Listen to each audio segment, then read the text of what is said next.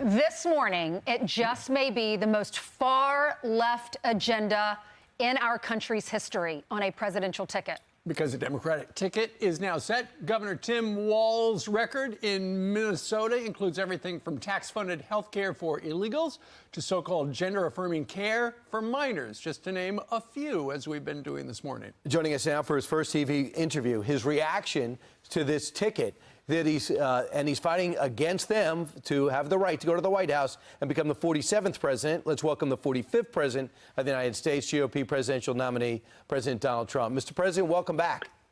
Thank you very much. So, thank you. Your reaction to Governor Tim Walz joining Kamala Harris to go against you and J.D. Vance?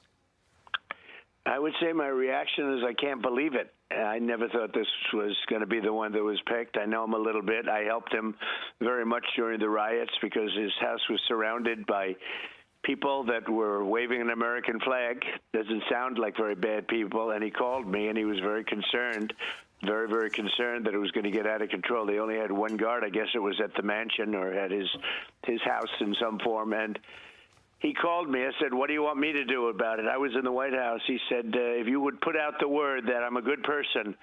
And I did. I put out the word. I said, he's a good person. I hope everything's good. And everybody put down. Oh, he's trying to get ahead of the fucking audio leak. Yeah, we heard what you said, big dog. Down their flags and took their flags with them. But they took their American flags and their MAGA flags and they left. It was thousands of people. And that was the first time I said, wow, that's very interesting.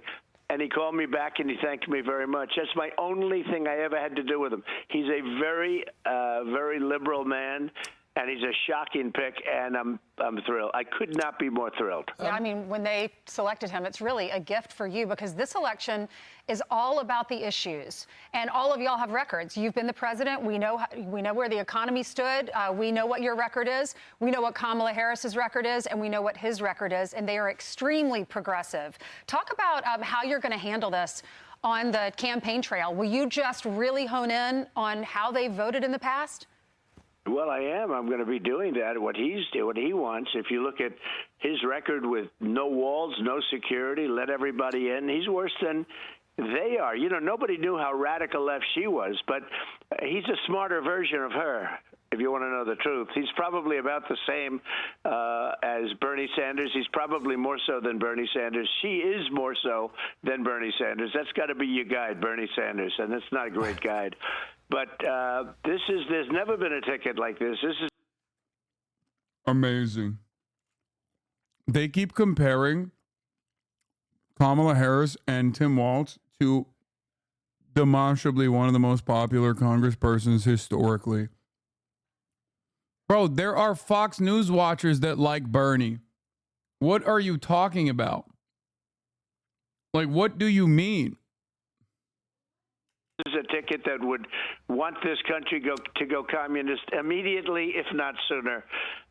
We want no security. We want no anything. He's very heavy into transgender. Anything transgender he thinks is great.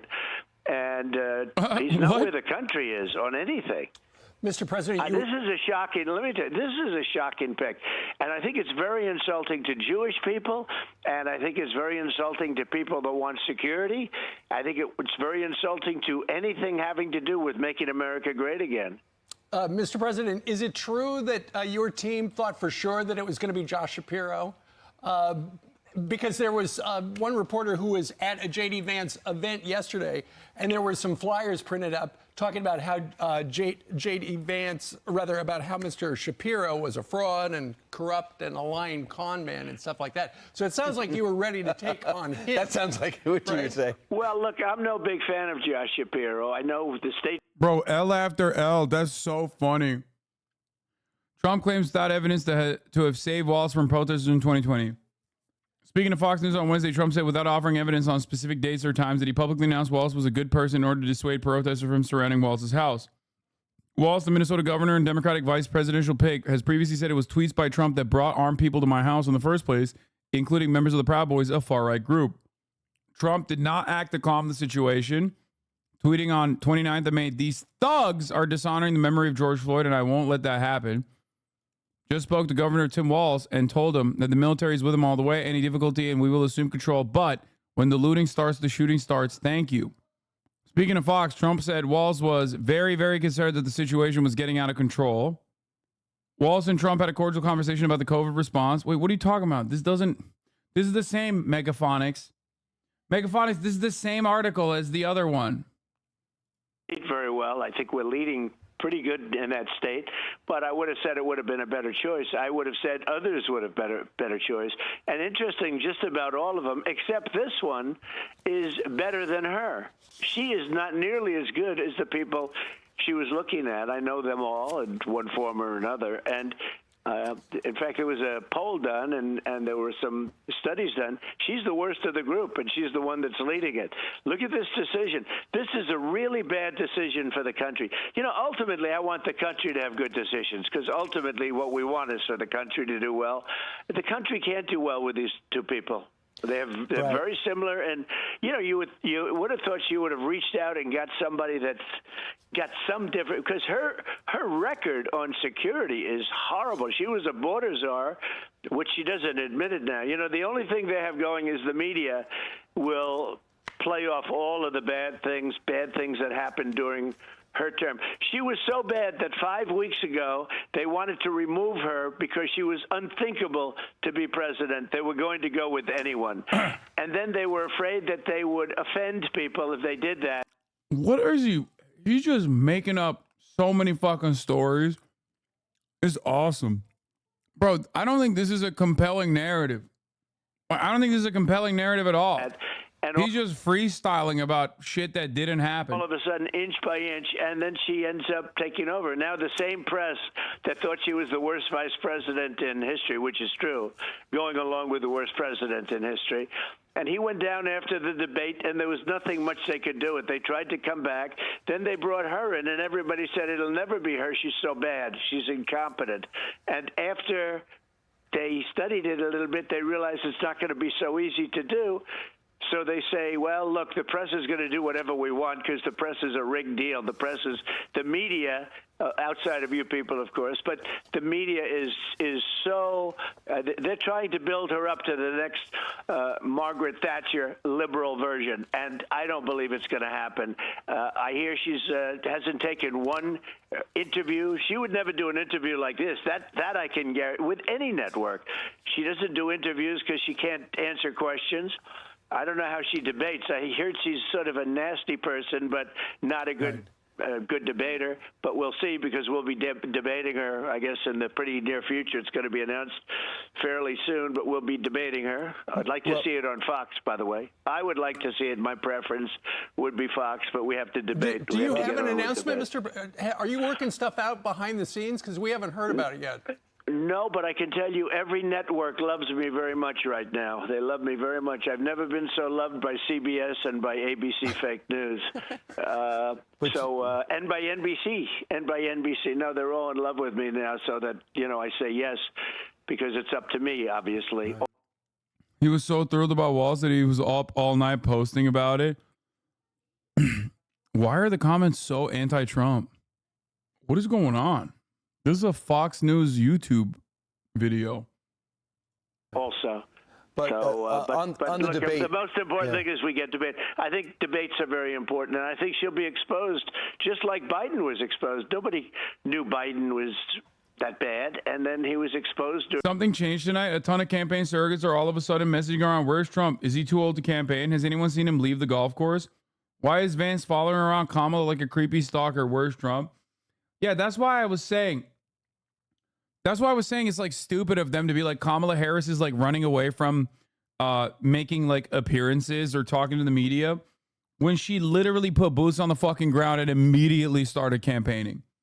Like pretty aggressively. 2 campaign stops today, one in Wisconsin, one in fucking Detroit, Michigan. It's like what are we talking about here? Like, you're the one who's not doing the fucking regular rallies. You're supposed to be the one who like constantly is doing massive rallies. Where is former President Trump? Why isn't he out there campaigning? Bro, it'd be real funny if you got COVID from Adam Ross.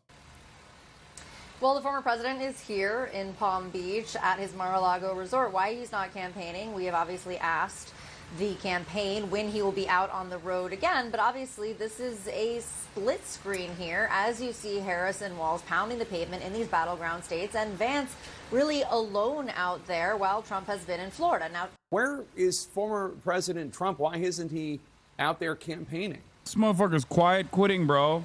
Well, the former president is here in Palm Beach at his Mar-a-Lago resort. Why he's... Come on, don't you know Aiden Ross stream 100 million views is better than any campaign? Yeah, he's too busy talking to fucking Aiden Ross and committing FEC FEC campaign contribution violations. He can't be campaigning for that reason. It is a wonderful change of affairs that we went from like, where's Biden? He's so fucking old to like, where's Donald Trump, really? During the debate. What's he up to? Tried to have a series of comebacks after that, and they didn't work out too well, and they viciously overthrew him. I mean, he was overthrown in it, using every trick in the book. They overthrew him. It was pretty amazing, actually, to watch. I want to come back to the debate. Just to close this up, you're in litigation with George Stephanopoulos on ABC. So there's right, and the judge says, yeah, the suit's going to go forward. So how could you go on ABC, especially if he's going to be one of the moderators?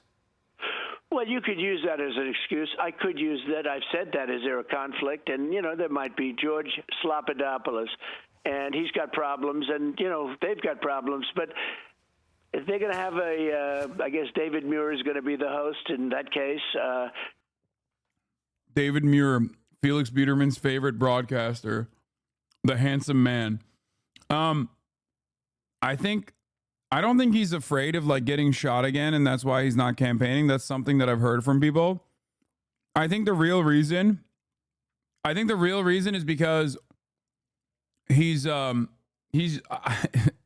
have COVID, who knows, but that's not what it is. No, it's not because he's old. He likes campaigns. He likes campaigning. He does it all the time. No, I think he's worried that his campaign crowds are not going to be as big as Kamala Harris's. I'm serious. I think it literally is because he's seeing all the fucking massive crowds that they're bringing up, and he's a big ass view count Andy, just like me, okay? From one view count Andy to the other, I feel like his ego won't let him participate in a campaign stop if that campaign stop is not going to be as big as Kamala Harris's. I'm serious. You have all the hosts are pretty much named, and you have Brett and Martha, and they're great. And I'd love to see it on Fox, but it takes two to tango. Well, maybe you get two. She maybe you get two want debates. A debate. Look, and they're also hitting that too. By the way, the Kamala Harris campaign is not posting crowd size comparisons on Trump's Truth social media platform, saying that their arena was much larger and like fully filled up in comparison to Trump. Even if it's fake, even if it's like from a different point in the campaign where like before Trump actually went on stage or whatever, it still doesn't matter because like it really pisses him off. Oh wait, no, he is on stage here. But yeah, it really hurts him. Like it hurts his feelings a lot. And I told you this before, like that's the one thing that he like will absolutely talk about. What? Do you buy this shit? No, I don't buy that shit. Whatever the fuck the Your Anon news thing is. No. It's the exact same arena 1 week apart. she doesn't want to debate. She wants to say, I don't want to debate, but I do want to debate. When it came to Biden, I accepted everything. I accepted Jake Tapper. I accepted everything because he didn't want to debate. After I accepted everything, the only thing I said, let's stand up. They wanted to sit down at a desk. I said, that's not going to look so great. So I said, but I accepted everything. And, pretty much that's the way I do it right now because I want to debate her. I think it's important for the country that we debate. Now, where it is, I'm all for Fox. I'd like to see it on Fox. I think Fox would do a really good job, but two people have to agree. All right, Mr. President, let's talk about some of the issues. Mr. Walz, Governor Walz, said this about you, that you don't understand kitchen table issues. Listen. Donald Trump's not fighting for you or your family. He never sat at that kitchen table like the one I grew up at, wondering how we were going to pay the bills. He sat at his country club up in Mar-a-Lago, wondering how he can cut taxes for his rich friends. Mr. President, what's your response to that? Well, I think it's just the opposite. I think if you see the vote, those people are all voting for me, the people that he's talking about with the kitchen table. And I was not always sitting at Mar-a-Lago either, but I was sitting at lots of other places and built an unbelievable business, one of the greatest businesses. I built a business that is phenomenal. That's been really Excellent strategy, sir. Thank you for addressing that you're an out-of-touch billionaire who's never had to suffer financially by doubling down on how fucking rich you are. That's awesome. He's like, well, you know, I'm super rich. I'm super wealthy. You don't understand. Like, I have unimaginable amounts of wealth, and the average American will never be able to comprehend how much wealth I have. really determined now how good it is. And, you know, I could have a very simple life and a very good life and continue to do what I love. I love business and I love creating jobs, and that's what we're doing. We'll be creating jobs at a level that you've never seen before. If you look at our administration, the most successful administration from the economy standpoint there ever was. There's never been any administration that was even close, numbers-wise. And by the way, they had inflation, the level which our country probably has never seen. You know, they say you go back 72 years. Well, I think we probably never have seen inflation like that, and it's killing the same people that he's talking about. It's killing. Inflation has destroyed their administration, and they have no idea what to do about it. It's getting worse, and you had a crash the other day of over 1,000 points. It's a very bad situation that we're going in. We could end up in a depression if these people are reelected. So let's talk about anti-Semitism. Van Jones had interesting things to say about anti-Semitism. He says this on CNN. It's just because he's a moderate. They're talking about Shapiro not getting the job. Or is there some anti-Jewish bias there? He goes, you also have anti-Semitism that's gotten marbled into this party. You can't be for the Palestinians without being anti-Jewish bigot. But there are some anti... Bro, I wanna put motherfuckers like that on a rocket ship. Like this right here, the fact that this is being like constantly fucking posted all up and down the timeline. Like, Van Jones should be fucking fired, okay? For giving this like idiotic talking point any fucking steam. I said this yesterday. The moment that I heard it, I was like, this is such bullshit. Obviously, it doesn't matter. Like, I don't think people believe it anyway. It's not like people are like, oh yeah, the Dems are really anti-Semitic, and this is going to change my calculation in the way I'm voting. Like, it doesn't matter. It's still very annoying. A chatter actually just said something really, really interesting, and I love it. This feels analogous to the Dems trying to outplay the Republicans on the border. Yep. Great take, chatter. You can't be the fucking guy. You can't be the guy who literally has said Nazis that said Jews will not replace us are very fine people. You can't be the guy who had dinner with Nicholas Fuentes, an out and about American Nazi, and then turn around and be like, yeah, the Democrats are really anti-Semitic, actually.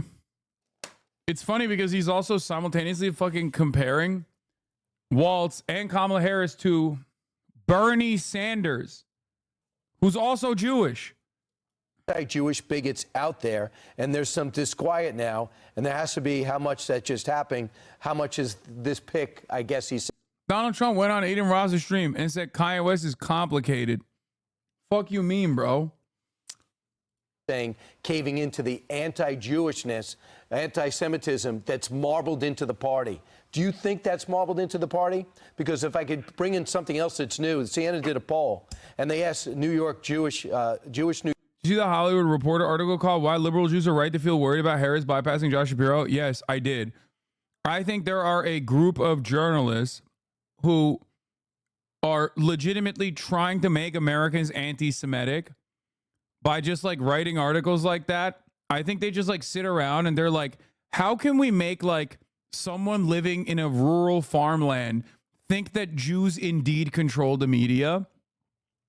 Let's just write the most like idiotic Jews control the media ass article so that like people will read it or see it in passing and go, oh my God, It's literally the dumbest type of shit. It's like, it's so, like, it honestly feels like it's being done deliberately to push anti-Semitism.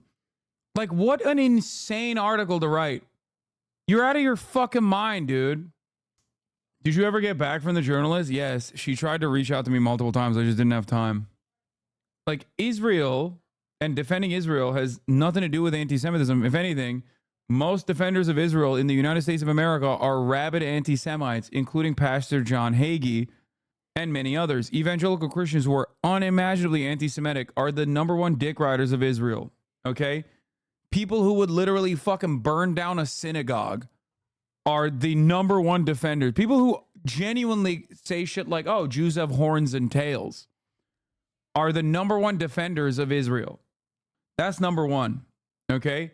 #2, having said that, actually, you know what? I'm not even done with that aspect. Evangelical Christianity's understanding of Israel's ascendance is also inherently anti-Semitic, because you know what happens to all the Jews once they go to Israel? Okay, because that's why they're unconditionally committed to Israel. They want to send all the Jews to Israel. Okay, it's a win-win for them because they're anti-Semitic now and they're anti-Semitic tomorrow. They're anti-Semitic now, so they're like, yeah, send the Jews to the desert. It's awesome. Let fucking God sort it out, right? I don't want to live around them. Send them to the desert. That's the #1 thing they believe. But then also, they believe that once Jews go to the desert, to Israel, then the rapture happens. You know what happens during the rapture? All the evangelical Christians, they get sucked up into the heavens.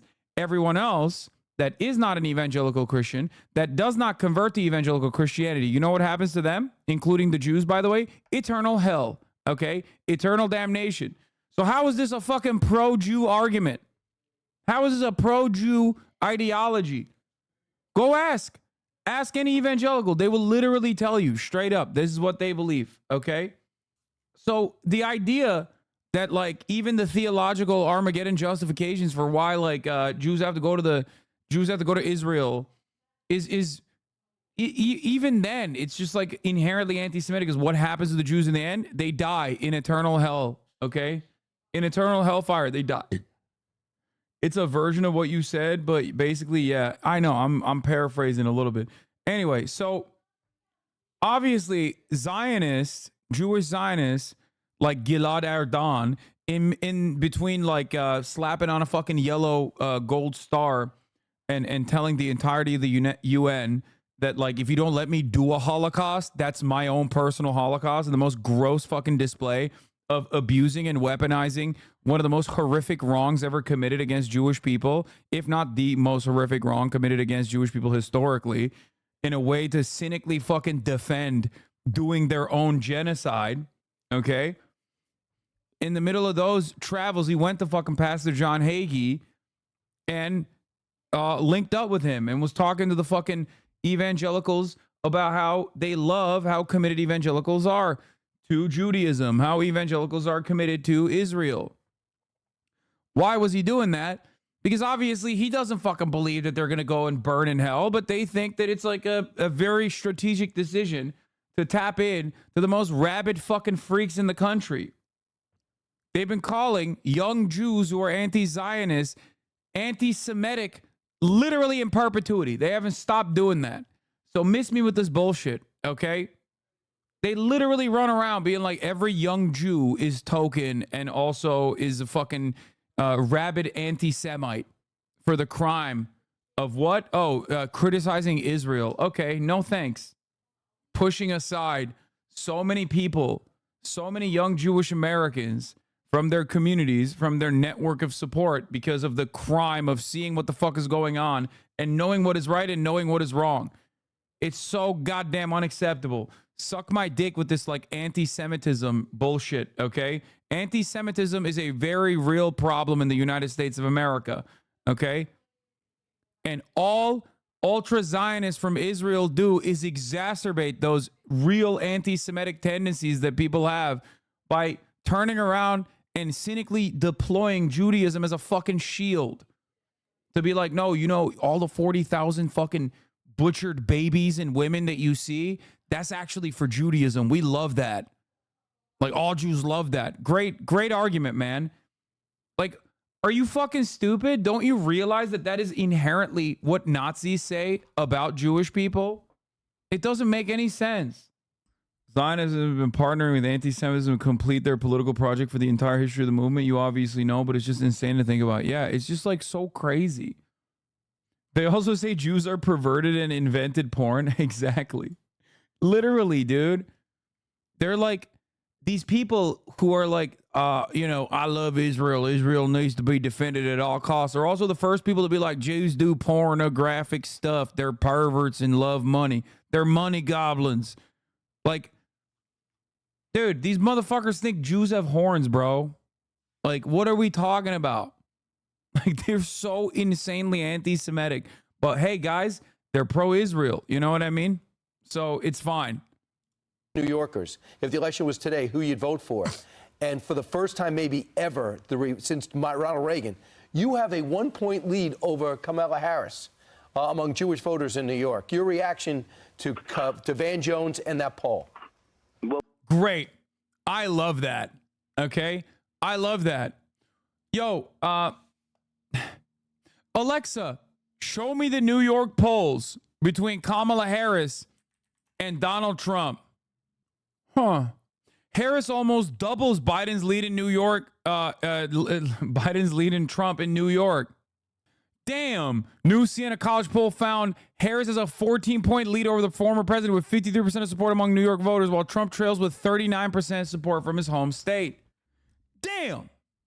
So I guess what I was saying about, one, the Jewish vote not being monolithic, and two, it being inconsequential in fucking winning states is true after all. That's the same poll, man. That's the same poll. Well, we're going to try and win New York, and that hasn't been done for many, many decades, as you know, but we're trying to win New York, and we're very close to doing it. And probably... Bro, what kind of crack cocaine are you on, dude? We're going to win New York. We're very close. Bro, you are literally... First of all, you could have been. You could have been. It's not even a joke. He could have been. There was a shot. If it was a Biden matchup and he went with... what was it? It was... I think were they talking about... Were they potentially talking about Stefanik? They were, right? Yeah. Oh, yeah, for sure. Let's check where in New York just for fun. Siena poll conducted by Siena College. 507 Long Island likely voters. Oh, no, they were potentially talking about getting Stefanik on board as the VP. Okay. By the way, this is ridiculous, dude. Long Island? Are you fucking kidding me? That's like conducting a poll in fucking Albany and being like, this is what the Manhattan voters think about Donald Trump. Like, get the fuck out of here, Long Island. None of the islands. No Staten Island, no Long Island. Get the fuck out of here. Probably that's another reason I was somewhat surprised. I think that any Jewish person who votes for a Democrat, or in this case, these people, but who votes for a Democrat, should have their head examined. They are so bad. If you look, they are so bad to Jewish people, what they've done and the way they talk and their policy and everything else, far beyond just what happened, because everyone thought it was going to be Shapiro. It turned out not to be Shapiro. I have very little doubt that it was, not for the reason we're talking about. It was because of the fact that he's Jewish and they think they're going to offend somebody else. And you wouldn't feel very comfortable if you're in Israel right now with this team. This is the worst team ever assembled for a Jewish person or for Israel, either one. The worst team ever assembled. This is a team that will not be there. And I think I'm going to get a tremendous amount of Jewish votes. I think I was doing fine there, but I think it's a big difference. Traditionally, Jewish people vote for Democrats, but we won last time. We won Miami. We won areas that nobody's ever won before with Jewish people. But when he didn't pick Shapiro, and I don't think Shapiro was the second best person or the third. I think there were other people better than him. I know them all. And, but I was shocked when it came down to the final two that he didn't pick Shapiro. I was very surprised. Mr. President, here's another soundbite of the current vice president talking about, on her watch with Joe Biden, things are just absolutely great, right? Watch. In Pennsylvania, we fight for a future with affordable housing, affordable health care, affordable child care, paid leave. We fight for a future where we bring down prices that are still too high and lower the cost of living for America's families. Okay, so there, you know, she is co-pilot to Joe Biden. So while inflation and prices have been through the roof during their administration, now she's trying to put on a happy face about how we're going to turn it all around. Mr. President, I'm sure you've seen over the last week or so, her team has been leaking to the New York Times. You know, all those things we used to stand for, we're not for them anymore because we've adopted all new policies. That's probably one of the reasons why she has not appeared on television. And so she's trying to appear more moderate to appeal to people in the middle, and she's getting away with it.